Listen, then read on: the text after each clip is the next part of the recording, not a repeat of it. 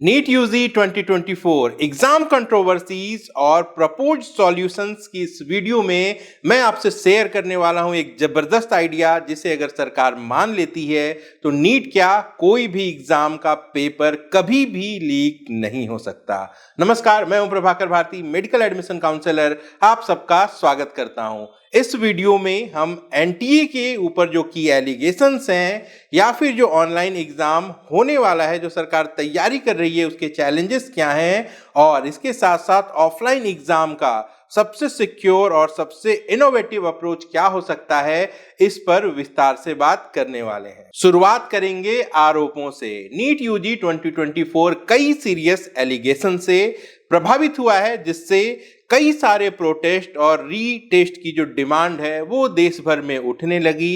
कौन सी हैं ये की एलिगेशंस, वो जान लेते हैं। सबसे पहला मुद्दा फिजिकल पेपर लीक का, यानी कि एग्जाम से पहले क्वेश्चन पेपर का लीक हो जाना, जिससे कई सारे कैंडिडेट्स को गलत फायदा पहुंचता है और उनका जो स्कोर है वो ज्यादा आ जाता है। जो डिजर्विंग कैंडिडेट्स हैं वो बाहर हो जाते हैं।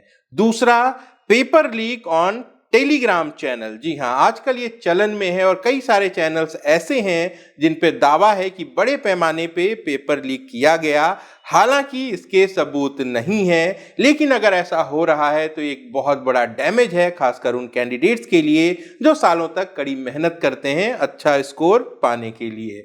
इम्पर्सनेशन, यानी कि कई जगह सेंटर पे जो ओरिजिनल कैंडिडेट है उसकी जगह एक प्रॉक्सी कैंडिडेट बिठाया जाता है और उस तरीके से वो ज्यादा स्कोर हासिल करके एक्चुअल कैंडिडेट को सरकारी कॉलेज में पहुंचा देता है। इसके अलावा सॉल्वर गैंग का आरोप है, जहां पे कई सारे सेंटर्स पे थर्ड पर्सन को मदद के लिए पहुंचा दिया जाता है और कैंडिडेट्स को वहां पे फायदा पहुंचाया जाता है। इसके अलावा आरोप है कि कुछ छात्रों की ओएमआर की सीट परीक्षा के बाद बदल दी जाती है, जिससे उनका जो स्कोर है वो मैनेज करके हाई कर दिया जाता है। और एक बहुत महत्वपूर्ण और बिल्कुल सही आरोप है कि जो रजिस्टर्ड कैंडिडेट होते हैं एनटीए के पास, उनका जो डेटा है वो लीक हो जाता है। कई सारी वेबसाइट पे महज 1500-2000 रुपए में इन कैंडिडेट्स का सेंसिटिव डेटा, जिसमें ईमेल आईडी, मोबाइल नंबर, उनका नीट का स्कोर और सारी जानकारी उपलब्ध होती है। इससे तरह तरह के झांसे वाले कॉल उन तक आते हैं और कई लोगों के साथ धोखाधड़ी भी हो जाती है। तो ये प्रमुख समस्याएं हैं। अब इनके सॉल्यूशंस क्या हो सकते हैं ये मैं आपको बता देता हूं। फिलहाल सरकार नीट यूजी के एग्जाम को ऑनलाइन कंडक्ट कराने की तरफ कदम बढ़ा रही है, लेकिन नीट यूजी की विशालता को देखते हुए इसे ऑनलाइन आयोजित करना सिग्निफिकेंट चैलेंजेस को अट्रैक्ट करेगा।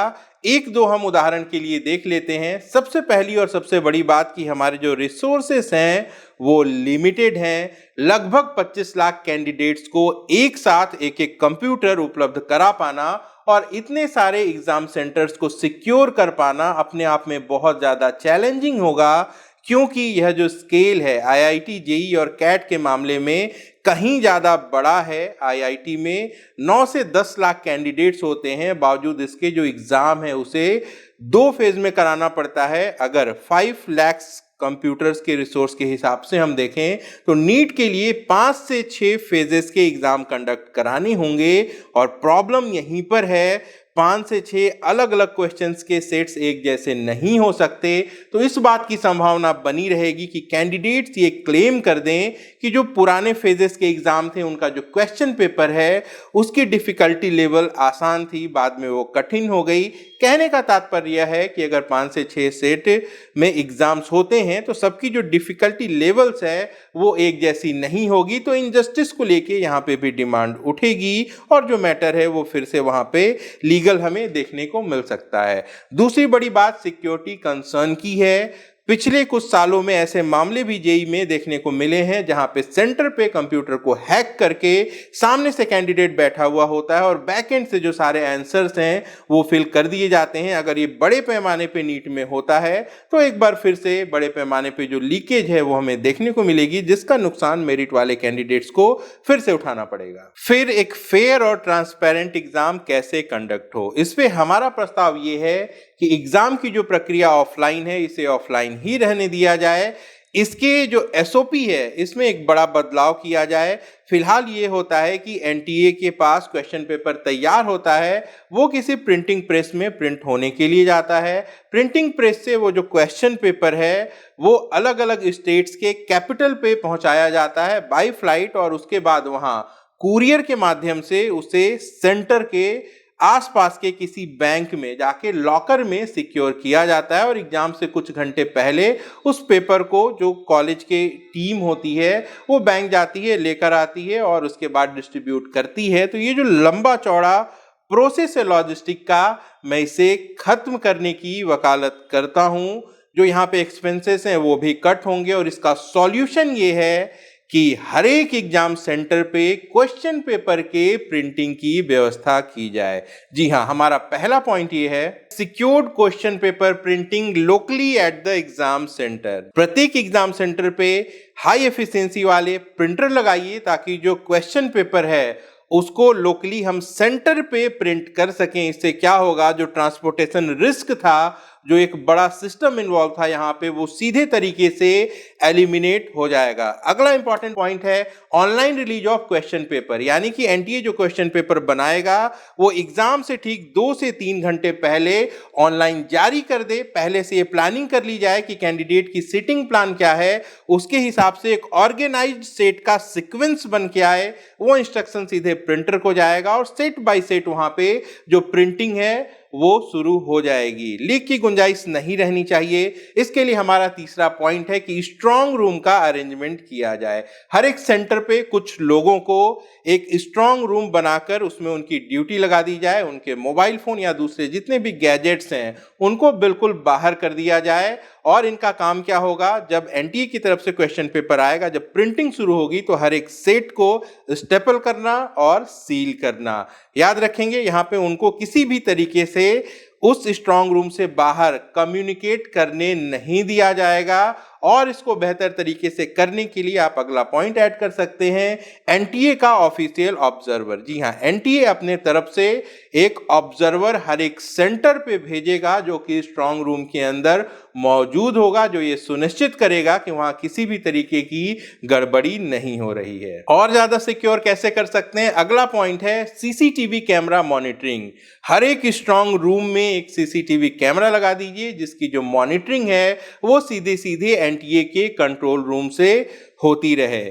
और अच्छा कैसे कर सकते हैं, अगला पॉइंट है प्रिंटिंग एंड प्रिपरेशन टाइमलाइन। जो टाइम गैप है इसको इतना कम कर देना है कि किसी भी तरीके से लीकेज के चांसेस रहे ही नहीं। प्रिंटिंग के लिए 1 घंटे का टाइम रिजर्व रखा जाए, अगले 30 मिनट में उसकी स्टैपलिंग और सील बंद वो हो जाने चाहिए। 30 मिनट एक्स्ट्रा रख लेंगे तो कुल मिला के 2 घंटे पहले से पेपर छपना शुरू होगा, सब रेडी होगा और सीधे वहां से इनकी सिक्योर डिलीवरी स्ट्रांग रूम से क्लासरूम तक करा दी जाएगी। यकीन मानिए ये जो 2 घंटे का समय है ये इतना कम है कि एक तो स्ट्रांग रूम से बाहर इंफॉर्मेशन जा ही नहीं सकती, और अगर फेल यहाँ पे होते भी हैं, जाती भी है, तो इस 2 घंटे में न तो कोई किसी को क्वेश्चन का आंसर बता सकता है, नहीं याद करा सकता है। तो जो लीकेज है वो बिल्कुल भी यहाँ पे खत्म हो जाएगी। अब आप में से बहुत सारे लोग ये कह सकते हैं कि इतने सारे सेंटर्स हैं और हर एक सेंटर पे प्रिंटर सेटअप कर पाना एक बहुत बड़ा टास्क है। तो बिल्कुल है, यही बात थोड़ी देर पहले मैंने आपको कहा भी था कि 25 लाख कैंडिडेट का एक साथ एग्जाम कराते हैं तो 25 लाख कंप्यूटर की जरूरत होगी। यह भी अपने आप में एक बड़ा टास्क है। हालांकि यहाँ पे अगर प्रिंटर का खर्च बढ़ता है तो जो लॉजिस्टिक में खर्च हो रहा था वो आपका बच भी रहा है, जो बैंक में लॉकर्स को पैसे खर्च हो रहे थे वो भी बच रहा है, और जो इन्वेस्टमेंट है वो वन टाइम होगी। आप सेम प्रिंटर को दूसरे एग्जाम को कंडक्ट कराने के लिए या फिर अगले साल फिर एग्जाम कंडक्ट कराने के लिए यूज कर सकते हैं।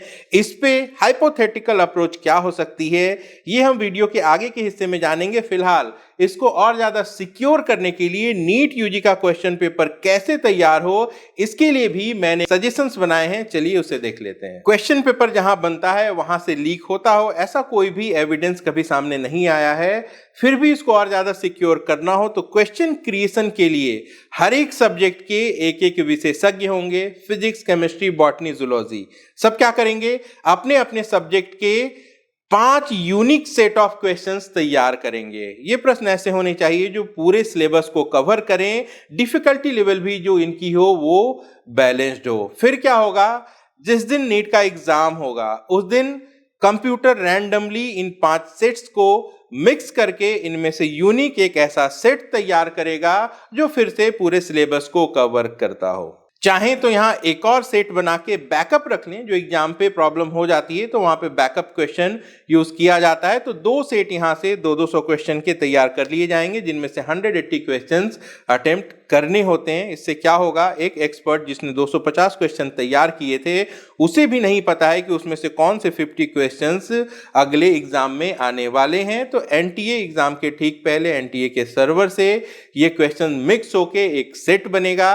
चाहे तो प्रूफिंग के लिए यहाँ पे भी एक छोटी सी टीम बना दें सब्जेक्ट एक्सपर्ट्स की, जो ये सुनिश्चित कर लें कि जो क्वेश्चन पेपर है इसमें किसी भी तरीके की गड़बड़ी नहीं है, ताकि जो आगे की प्रक्रिया है वो सुचारू रूप से चलती रहे। और जैसे ही वेरीफाई हो जाता है कि क्वेश्चन पेपर सही है, उसको सर्वर के माध्यम से जितने भी सेंटर्स हैं वहां के प्रिंटर्स को सीधे सीधे भेज दिया जाए और वो क्वेश्चंस कैंडिडेट तक पहुंचा दिए जाएं। इस तरीके से क्वेश्चन पेपर के जनरेट होने से लेकर कैंडिडेट के पास पहुंचने तक के बीच में महज 2 से 3 घंटे का ही फासला होगा। ऐसे में जो पेपर लीक है इसके चांसेस ऑलमोस्ट 0 हो जाएंगे, या कभी भी ये इतने बड़े पैमाने पे नहीं हो पाएगा कि कैंडिडेट्स की ओवरऑल मेरिट को प्रभावित कर सके। चलिए, जैसा मैंने कहा था कि हाइपोथेटिकल अप्रोच क्या हो सकता है, एक बार एग्जाम्पल से इसको भी हम देख लेते हैं कि इनको कर पाना कितना ज्यादा प्रैक्टिकल है। तो लोकल प्रिंटिंग को फैसिलिटेट करने के लिए हम एक कंडीशन अज्यूम करते हैं। मान लेते हैं 2025 में नंबर ऑफ कैंडिडेट्स 25 लाख हैं और जो एग्जाम सेंटर्स हैं वो 5000 हैं। जैसा कि 2024 में 4750 सेंटर्स थे और 24 लाख अभ्यर्थी थे। तो ऐसे में पर सेंटर जो एवरेज स्टूडेंट्स हैं वो कितने होंगे, 500। अब प्रिंटर की रिक्वायरमेंट क्या होगी, मान लेते हैं कि एक नॉर्मली मार्केट में मिलने वाला HP का A3 प्रिंटर जिसकी एफिशिएंसी 50 पेज पर मिनट है, यानी कि 1 मिनट में वो 50 पेज प्रिंट कर सकता है। इससे कितने क्वेश्चंस निकलेंगे, तो जो आपका क्वेश्चन पेपर का सेट होता है अगर वो इंग्लिश में है तो उसमें 30 पेजेस होते हैं, अगर वो बाइलैंग्वेज है तो वहां पे जो पेजेस की संख्या है वो 45-50 हो सकती है। तो ऑन एन एवरेज मैं ये मान के चलता हूं कि एक बुकलेट पे 40 पेजेस का एवरेज हमारा निकल रहा है। और ऐसे में एक प्रिंटर 1 घंटे में 3000 A3 पेजेस प्रिंट कर रहा है।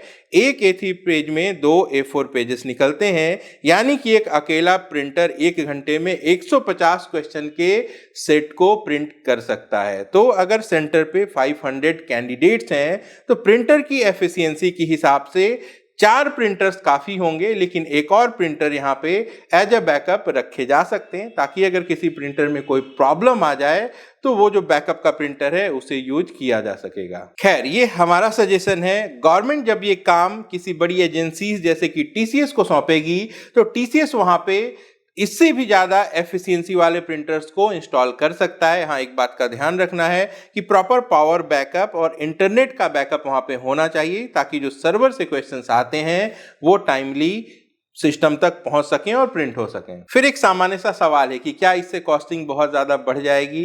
याद रखिएगा 500 कैंडिडेट्स हैं, 1700 फॉर्म के चार्जेस हैं, यानी कि 35 लाख रुपीस एक सेंटर पे जो कैंडिडेट्स हैं उन्होंने एज अ फीस जमा की है। 5 से 6 प्रिंटर की कीमत मिला लें, साथ में एक लैपटॉप की कीमत जोड़ लें, CCTV की कीमत जोड़ लें, पेजेस की कीमत जोड़ लें, कुल मिला के भी काफ़ी ज़्यादा ये कॉस्ट एफिशिएंट रहने वाला है।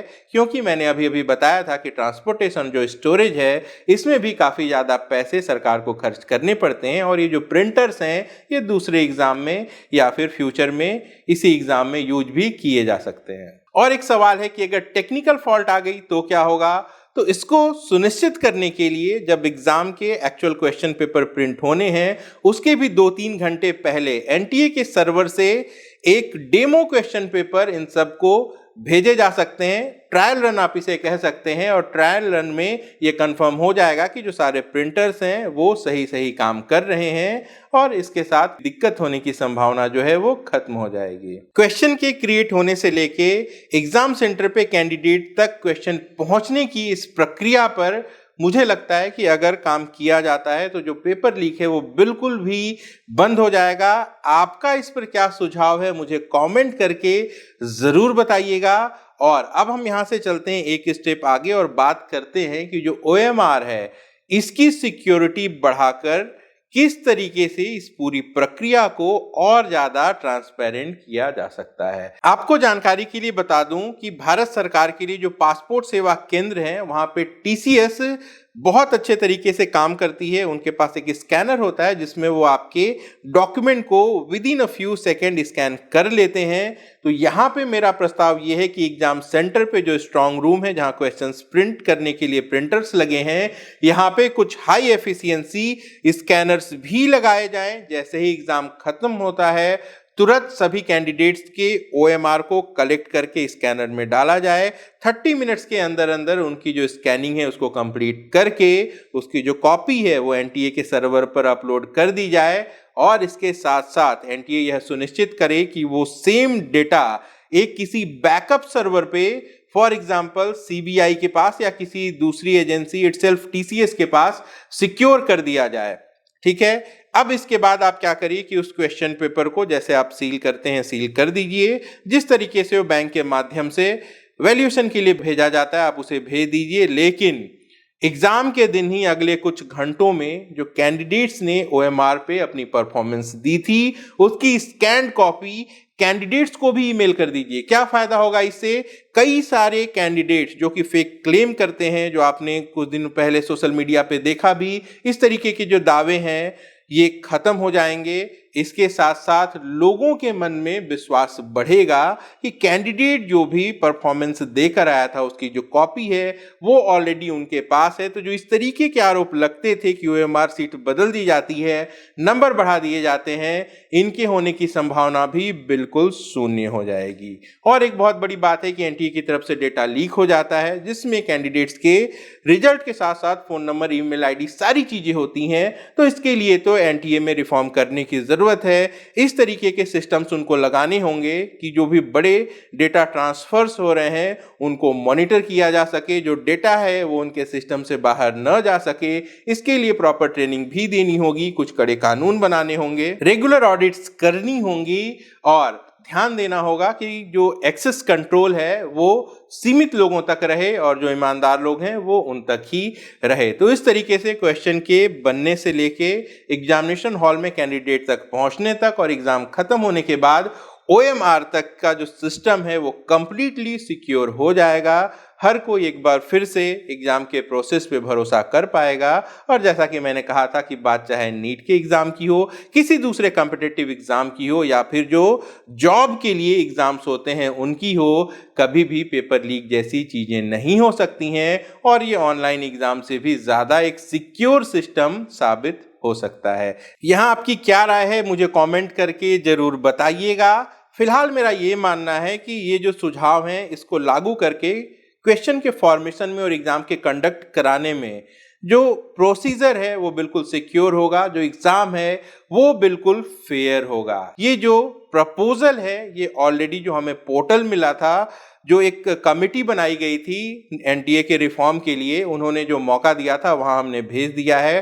पर्सनली NTA के डायरेक्टर को, एजुकेशन मिनिस्टर को हमने ये ईमेल भी किया है। अगर इसे सरकार कंसीडर करती है तो मुझे ऐसा लगता है कि आने वाले समय में दूसरे एग्जाम्स भी इसी मॉडल पर without risk of paper leak कराए जा सकते हैं। नए हैं तो चैनल को सब्सक्राइब जरूर कर लीजिएगा, वीडियो को लाइक करके अपना प्यार दिखाना मत भूलिएगा और हमें सोशल मीडिया पे फॉलो कर लीजिए क्योंकि काउंसलिंग से जुड़ी इंपॉर्टेंट अपडेट्स लेकर हम आप तक आते रहते हैं। अपना और अपनों का खूब ख्याल रखिएगा। मैं जल्द मिलता हूँ। नमस्कार, जय हिंद।